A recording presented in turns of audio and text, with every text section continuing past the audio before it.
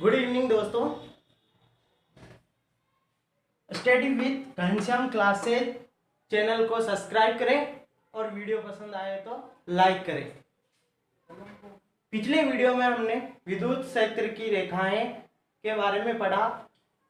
अब हम पढ़ेंगे विद्युत द्विध्रुव तथा विद्युत द्विध्रुव आघूर्ण।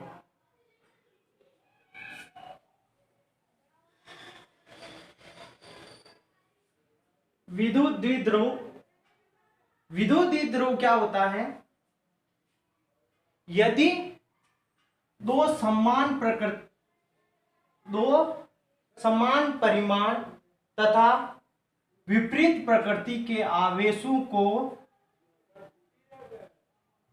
अल्प दूरी पर रखा जाता है तो बनी संरचना विद्युत द्विध्रुव कहलाती है। यानी समान परिमाण तथा विपरीत प्रकृति के आवेशों को अल्प दूरी पर रखने पर यह बनी संरचना विद्युत द्विध्रुव कहलाती है। तो विद्युत द्विध्रुव को परिभाषित कैसे करेंगे?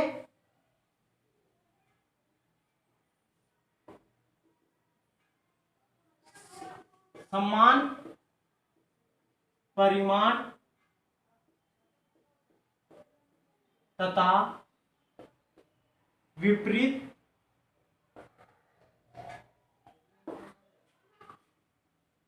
प्रकृति के आवेशों को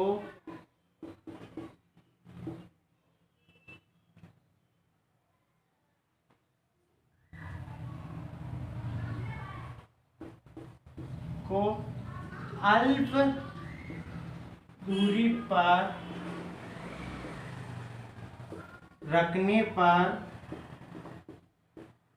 बनी संरचना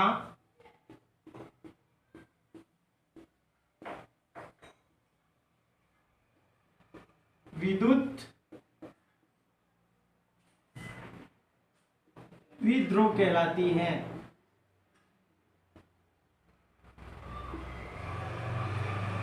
विद्युत द्विध्रुव कहलाता है। तो विद्युत द्विध्रुव क्या होगा? समान परिमाण के तथा विपरीत प्रकृति के आवेश को अल्प दूरी पर रखने पर बनी संरचना विद्युत द्विध्रुव कहलाता है। विद्युत द्विध्रुव यदि एक धनावेश और एक ऋण आवेश है और दोनों का परिमाण समान है और अल्प दूरी पर रखते हैं तो ये विद्युत द्विध्रुव होगा।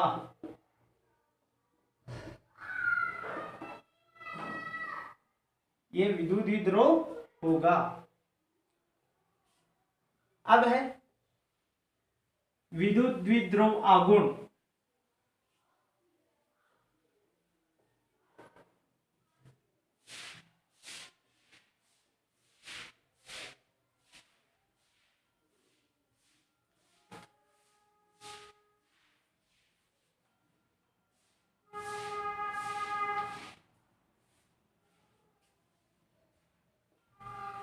विद्युत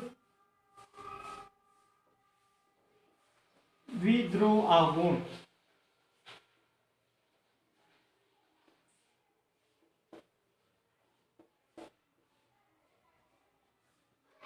विद्युत द्विध्रुव आघूर्ण विद्युत द्विध्रुव आघूर्ण क्या होता है?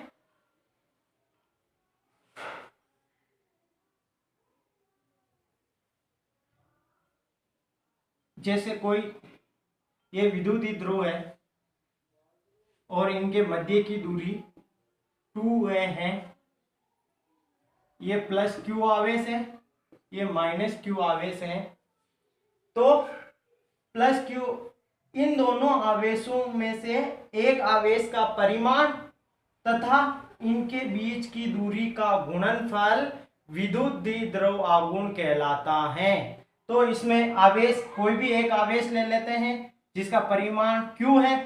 दोनों आवेश का परिमाण q है तो एक आवेश कोई भी ले लेना है जिसका आवेश क्या है? आवेश का परिमाण क्या है? q है। और इनके बीच की दूरी 2a है। तो विद्युत द्विध्रुव आघूर्ण क्या होगा कि P बराबर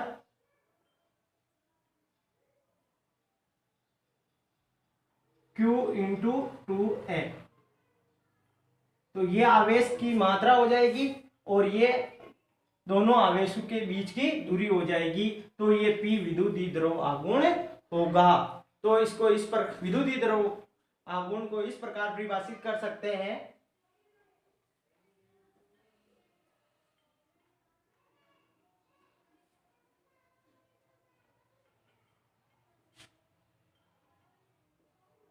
विद्युत द्विध्रुव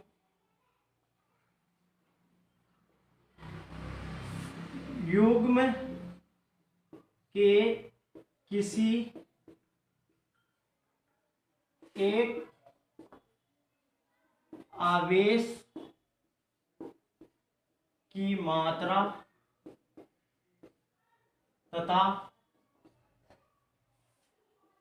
उनके बीच की दूरी का गुणनफल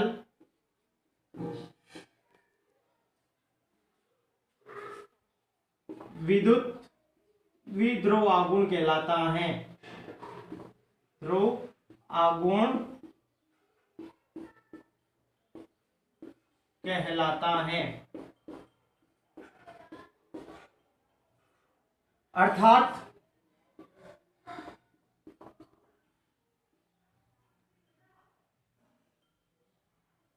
P बराबर Q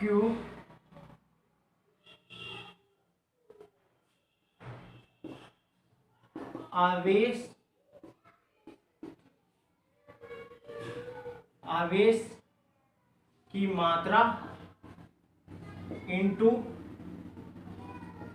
उनके बीच की दूरी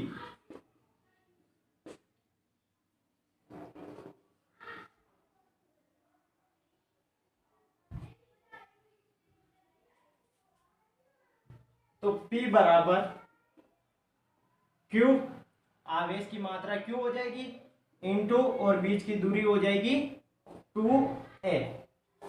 तो P बराबर 2QA, ये हो जाएगा विद्युत द्विध्रुव आघूर्ण।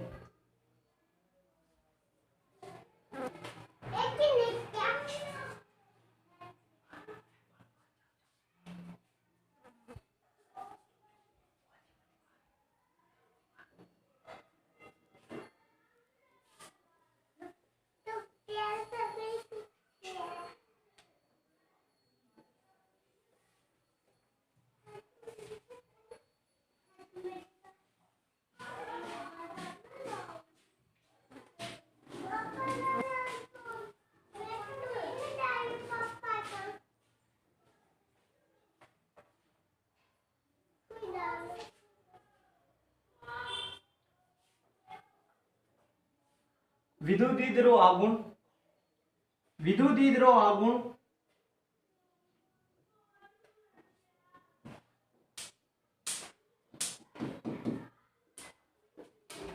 महत्वपूर्ण बिंदु।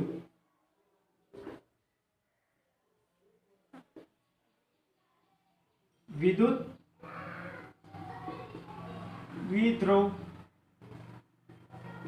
आघूर्ण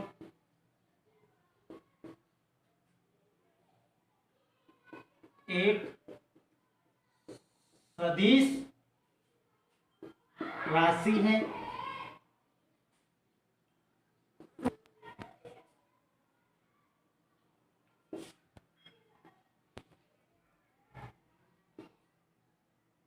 विद्युत द्विध्रुव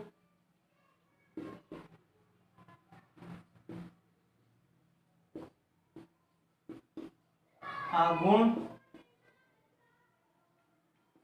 का मात्रक, मात्रक क्या होता है, सूत्र से P बराबर 2QA 2 यहाँ कांस्टेंट है तो इसका कोई मात्रक नहीं होता है, Q आवेश है तो आवेश का मात्रक कूलाम होता है, और A 2A दूरी है तो दूरी का मात्रक मीटर होता है। तो आघूर्ण का मात्रक हो जाएगा coulomb into metre, coulomb into metre. तो इसका मात्रक क्या हो जाएगा, कूलाम इंटू मीटर।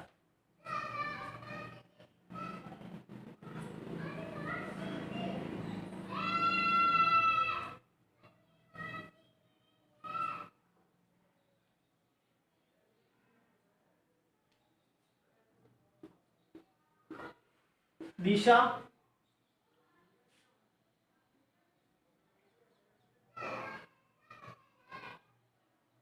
इनकी दिशा हमेशा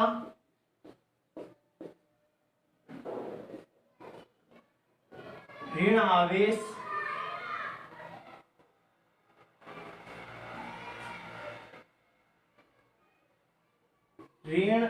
ऋणावेश से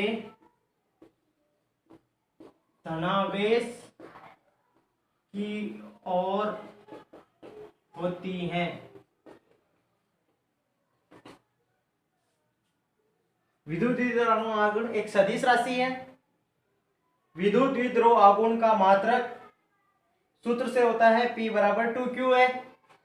तो आवेश का मात्रक कूलाम होगा और A दूरी का मात्रक है तो दूरी को मीटर में मापते हैं, तो द्विध्रुव आघूर्ण का मात्रक हो जाएगा कूलाम इंटू मीटर। और विद्युत द्विध्रुव की दिशा हमेशा ऋणावेश से धनावेश की ओर होती है, अर्थात ये कोई द्विध्रुव है तो इसमें विद्युत द्विध्रुव आघूर्ण की दिशा हमेशा ऋण आवेश से धनावेश की ओर होगी, तो इसकी दिशा ऐसे होगी, P की दिशा। तो P की दिशा ऋणावेश से धनावेश की ओर होगी। नेक्स्ट,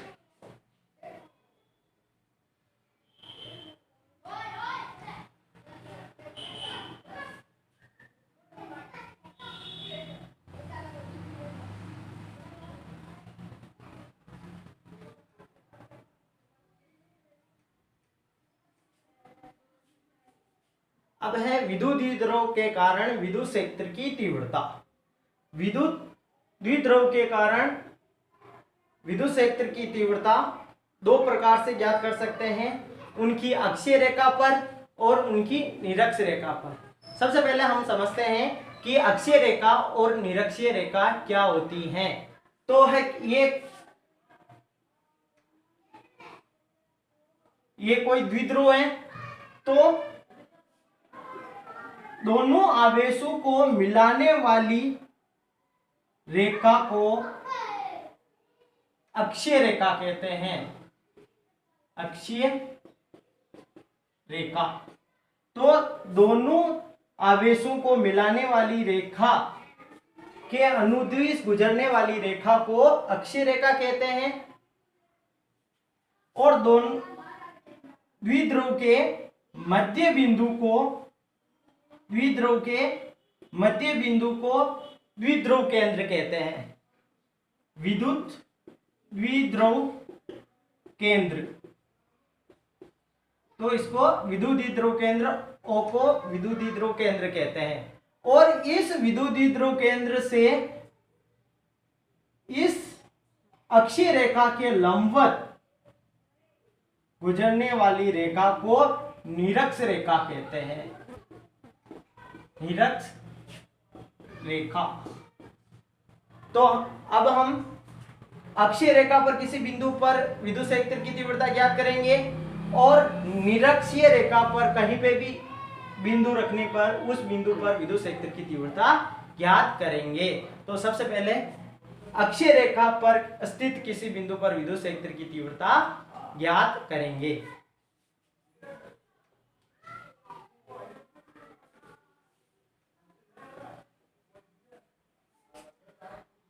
अब है विद्युत द्विध्रुव की अक्षीय रेखा पर स्थित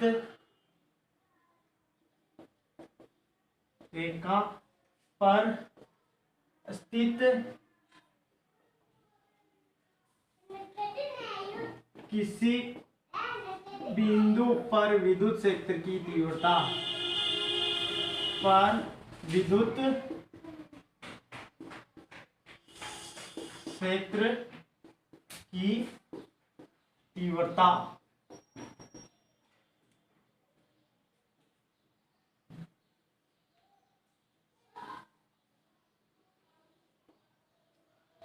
अब विद्युत द्विध्रुव की अक्षीय रेखा पर स्थित किसी बिंदु पर विद्युत क्षेत्र की तीव्रता, तो इसे ज्ञात करने के लिए सबसे पहले ये कोई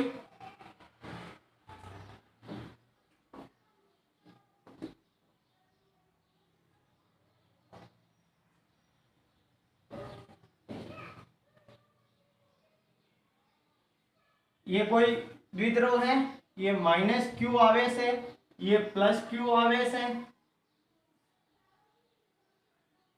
ये द्विध्रुव केंद्र है, वो कोई द्विध्रुव केंद्र है, और इससे अक्षीय रेखा पर कोई पी बिंदु स्थित है, जिनकी द्विध्रुव केंद्र ओ से आर दूरी है। ओ केंद्र से आर दूरी पर एक पी बिंदु लेते हैं, जिस पर विद्युत क्षेत्र की तीव्रता ज्ञात करनी है।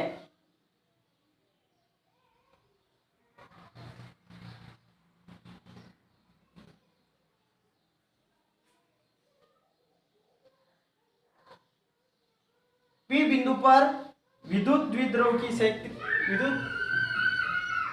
के कारण विद्युत क्षेत्र की तीव्रता ज्ञात करने के लिए ओ बिंदु से आर दूरी पर पी बिंदु माना है और इस पर विद्युत क्षेत्र की तीव्रता ज्ञात करना। और इसके ज्ञात करने के लिए पहले क्यू आवेश प्लस क्यू आवेश के कारण विद्युत क्षेत्र की तीव्रता ज्ञात कर लेंगे, और माइनस क्यू के कारण विद्युत क्षेत्र की तीव्रता ज्ञात कर लेंगे, और दोनों को ऐड कर देंगे, इन दोनों का सदिश योग कर देंगे तो विद्युत क्षेत्र की तीव्रता आ जाएगी। तो है यदि मैं प्लस आवेश के कारण विद्युत क्षेत्र की तीव्रता E1 मान लेता हूं तथा माइनस क्यू आवेश के कारण विद्युत क्षेत्र की तीव्रता E2 मान लेता हूं, और इन दोनों का सदिश योग कर देंगे तो इस द्विध्रुव के कारण विद्युत क्षेत्र की तीव्रता ज्ञात हो जाएगी। तो सबसे पहले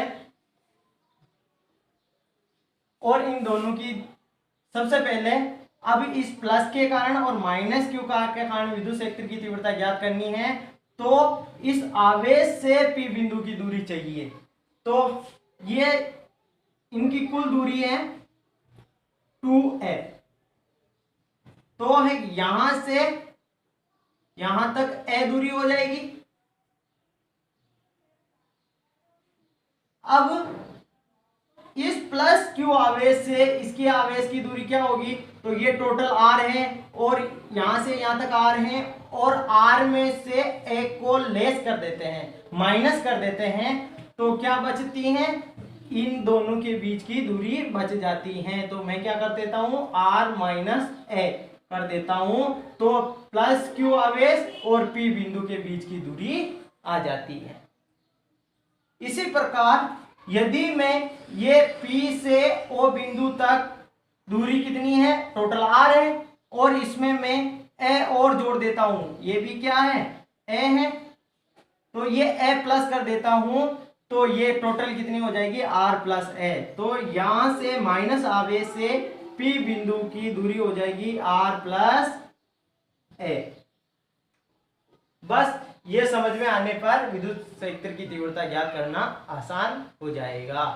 तो अब हम देखते हैं plus Q R. Plus Q आवेश के कारण विद्युत क्षेत्र की तीव्रता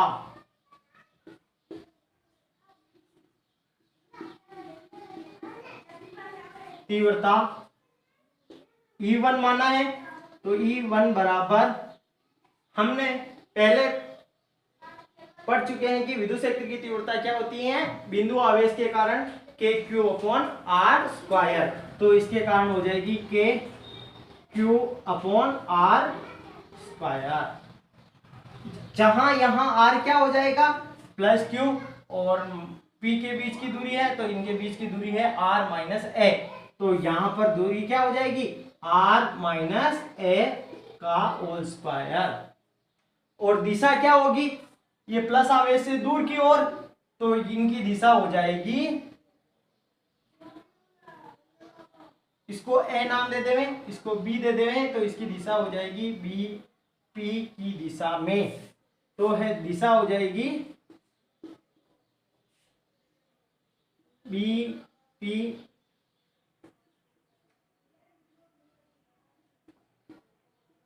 दिशा में।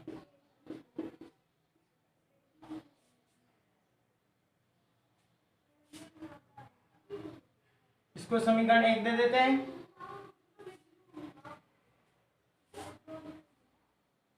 इसी प्रकार माइनस क्यू आवेश के कारण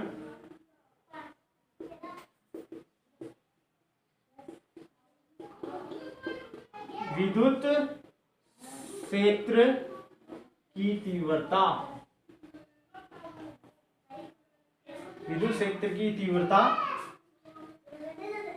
अब माइनस क्यू के कारण विद्युत क्षेत्र की तीव्रता E2 माना अपन ने। तो E2 बराबर KQ/, अब यहां आवेश माइनस क्यू है तो यहां पर माइनस क्यू आवेश आएगा। और दूरी क्या है, ये माइनस क्यू की P से दूरी क्या है, तो R प्लस A। तो यहां हो जाएगा R प्लस A का होल स्क्वायर।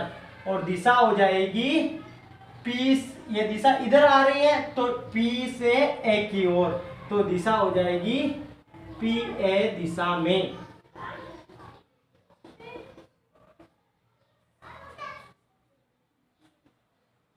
इसको समीकरण 2 दे देते हैं।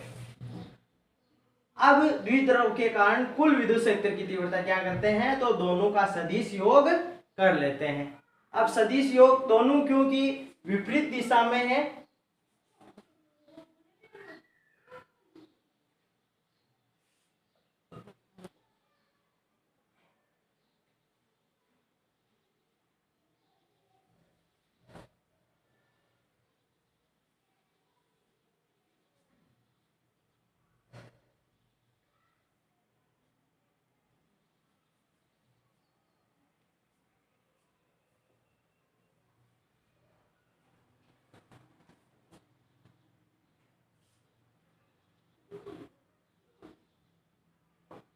तो विद्युत द्विध्रुव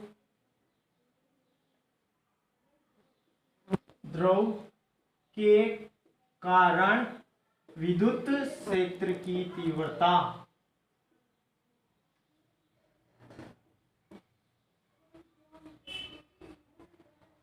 ये तीव्रता हो जाएगी E बराबर E1 प्लस E2।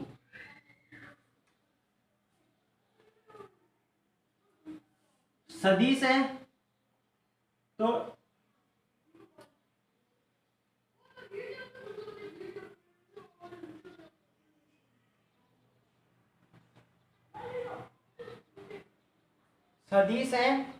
तो क्योंकि ये इस दिशा में है और ये इसके उल्टी दिशा में है तो